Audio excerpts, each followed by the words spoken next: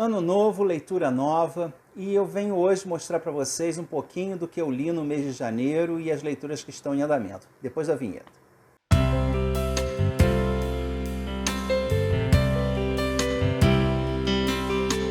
Olá a todos, bem-vindos ao Livros e E-Books, eu sou o Carlos, e hoje eu vou mostrar para vocês o que foi que eu li no mês de janeiro e as leituras que ainda estão em andamento. Mas antes de começar, eu queria convidar a todos, principalmente a quem ainda não fez, para dar uma olhadinha no meu vídeo de metas e projetos para o ano de 2020, que eu vou deixar o link tanto aí em cima quanto na descrição. Que lá eu faço um apanhado geral de tudo que eu pretendo ler nesse ano, dos meus projetos, e como muitas dessas leituras que eu vou mostrar agora têm a ver com essas metas e projetos, eu acho que é bacana dar esse apanhado geral do que eu pretendo fazer em termos de leitura nesse ano.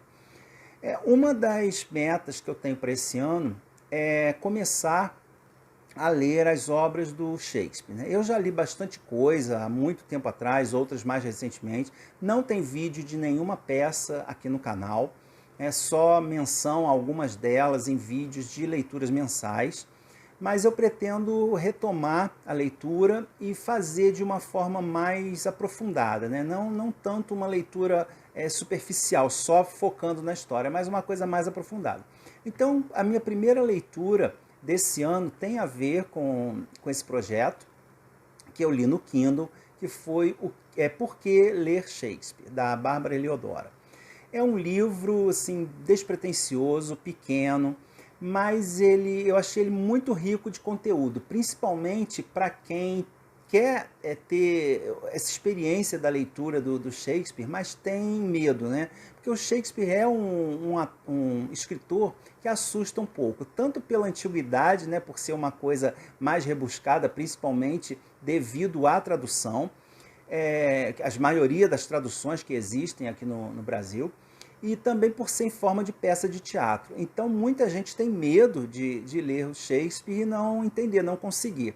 E esse livro, então, ele dá um apanhado geral, inicialmente, de como era o teatro na época do Shakespeare e como ele é hoje em dia, as diferenças que existem na conformação do palco, do público mesmo, da forma como as peças eram escritas e encenadas. Isso faz toda a diferença na compreensão das obras. E depois de um breve apanhado biográfico do escritor, que muito pouca coisa se sabe, na verdade, sobre ele, aliás, existem até dúvidas se ele realmente existiu, ela então passa mais detalhadamente para as obras, mostrando por que é importante, por que Shakespeare se tornou esse nome, esse ícone, o maior ícone da literatura e do teatro inglês, e por que as suas obras são tão encenadas, são tão utilizadas em outras mídias, até hoje, porque eles têm uma riqueza assim, muito grande, muito profunda, toca de forma como nunca havia sido feito antes, especialmente no teatro, os relacionamentos humanos, E ela faz, então, isso peça por peça. Não é uma análise aprofundada, Porque as peças, principalmente algumas das tragédias, têm uma profundidade psicológica bastante grande, mas ela faz mesmo um apanhado superficial para o público leigo. Então é um livro que eu indico bastante para quem, como eu, pretende ter uma visão melhor, mais completa da obra do Shakespeare, mas sem ser nada acadêmico, nada tão profundo assim. Essa foi então a minha primeira leitura desse mês. Na verdade, esse mês eu só concluí 2 livros. Um foi esse e o outro foi retomando a leitura da Agatha Christie, com um dos seus melhores livros, que é considerado por todos, O Assassinato de Roger Ackroyd. Também faz parte do projeto Livro Presente, que eu menciono, que eu explico melhor do que se trata lá nesse vídeo de metas para esse ano. E é um livro que, apesar de já ter lido muita coisa da Agatha, esse eu ainda não tinha lido. É um dos seus primeiros livros, é um caso do Hercule Poirot, e aqui a gente vê algumas diferenças em relação às obras posteriores dela, Porque aqui o Poirot, apesar de já estar aposentado, literariamente ele ainda está em início de carreira. Se eu não me engano, esse aqui é o segundo livro que apresenta o detetive. Eu vou fazer vídeo sobre ele, deve sair em breve, né? Então lá eu vou deixar maiores explicações, maiores detalhes aí sobre a minha experiência de leitura com esse livro, tá? Então, Agatha Christie, segunda leitura concluída do mês de janeiro. Eu, infelizmente, nesse mês não pude concluir outras leituras, mas estou com 2 obras em andamento que eu sabia que iam me tomar um longo tempo. Uma eu não tinha pretensão de terminar esse mês, que é o Guerra e Paz, que eu estou fazendo a leitura no Kindle. Então eu vou deixar a capinha. Eu tinha já me programado aí para entre 3 e 4 meses de leitura. Eu estou fazendo a leitura de cerca de 1 a 2% apenas por dia e está sendo fantástico, né? Estou avançando bem na leitura, é uma leitura fácil, gostosa, envolvente. A gente tem que se segurar para não dar continuidade, né? Para não ler só ele. É um pouco complicado no início, né? Especialmente por causa dos nomes complicados e dos relacionamentos entre eles, mas depois que a gente se acostuma com a forma, né, do Tolstói escrever, fácil de acompanhar. Ele escrevia para o povo, né? Ele não era um autor assim, erudito, que fazia uso de vocabulário difícil, nada disso. E então é uma obra fácil de acompanhar, apesar da extensão dela e da quantidade de personagens e desse relacionamento entre eles. Mas tá sendo uma leitura muito prazerosa, muito envolvente, e realmente eu estou lendo aos pouquinhos porque eu quero saborear a obra e também porque eu quero, né, ler outras coisas. Não pretendo ficar um longo tempo só com um livro, até por causa dos vídeos aqui do canal. Então, continuando a leitura de Guerra e Paz, que ainda deve se estender por uns 2 meses, no mínimo, né, dependendo do andamento aí que eu conseguir dar a leitura. Um outro livro maravilhoso também, que faz parte também do projeto Livro Presente, que eu pretendia ler inteiramente esse mês, mas não foi possível, é aqui O Rio Antes do Rio, que é um livro fenomenal, é não ficção. Eu estou um pouco mais da metade dele, mas ele mostra como uma parte da nossa história que a gente não tem conhecimento. A gente normalmente tem aquela visão, né, de que o Brasil começou com a descoberta do Pedro Álvares Cabral. E, na verdade, não foi assim. Quem morava aqui antes? Os índios que moravam aqui? Quais eram os povos que habitavam o nosso país? Como era o relacionamento entre eles? Como eram os seus costumes, a geografia, a língua, a religião, tudo é sobre os índios, especialmente os que habitavam aqui o estado do Rio de Janeiro. Que, na verdade, tinham parentesco aí por todo o país, mas ele foca especialmente aqui no Rio de Janeiro.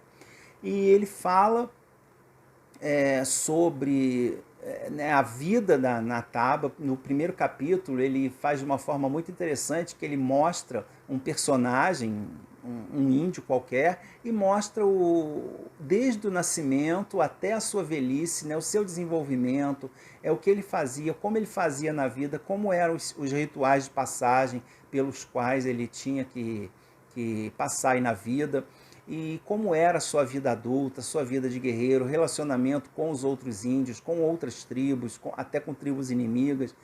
E depois ele esmiuça aldeia por aldeia, as que foram possíveis, né, que deixaram rastros aqui na cidade, mas que hoje em dia praticamente não tem nada.